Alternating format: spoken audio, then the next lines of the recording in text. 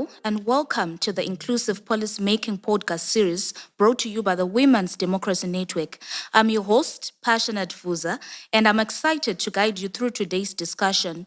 This series is part of a broader effort to highlight how policy making in the city of Harare can become more inclusive, transparent, and participatory, especially for women and often excluded groups. Today's topic is the policy framework for inclusion.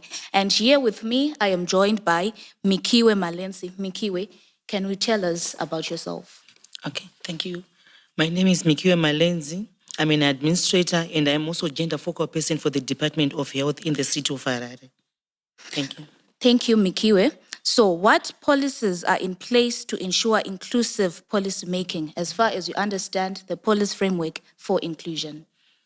Okay, in city of Harare, we have two main policies that we are using at the moment. We have the gender policy, which is aimed to promoting gender equity and mainstreaming gender in all aspects of its operations to ensure that women and men have equal access to decision-making services and equal treatment in the delivery of these services.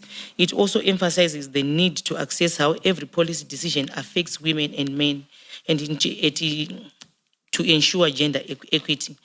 In the gender policy, we have policy guidance, which guides all matters related to gender equity related to men and women in council, and it takes precedence over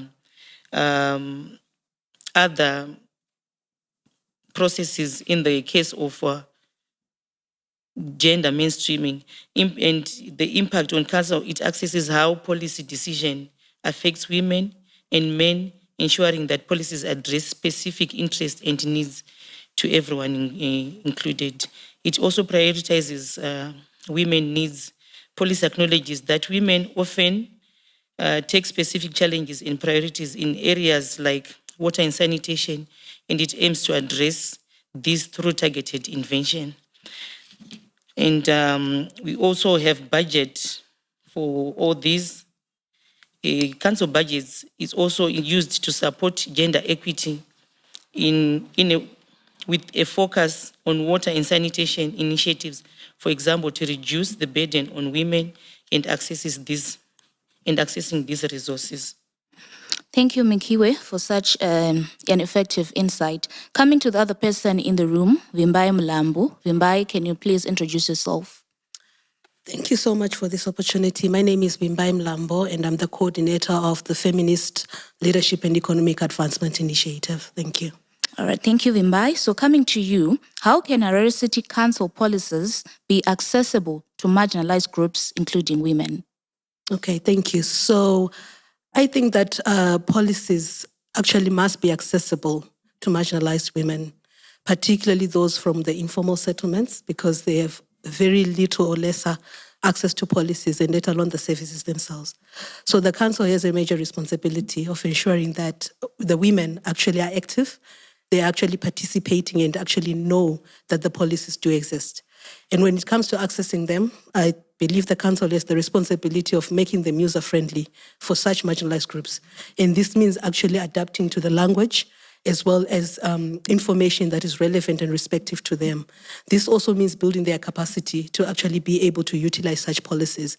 You will realize that literacy levels could also be at minimum when it comes to marginalized groups.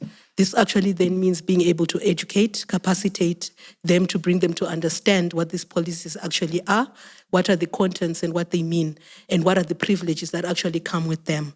And this then means they need to participate, be active. We want to actually see them attend community meetings, dialogues that actually ensure that we're able to get to know and understand what the issues that they are concerned or faced with are. Thank you. Thank you so much. That brings us to the end of today's episode. A huge thank you to our panelists for sharing their insights and to you, our audience, for tuning in. Until next time, WDN Zimbabwe remains committed to promoting women's inclusion and participation in policymaking. Let's keep working together to build a more inclusive Harare, where everyone has a seat at the policy table. Goodbye for now.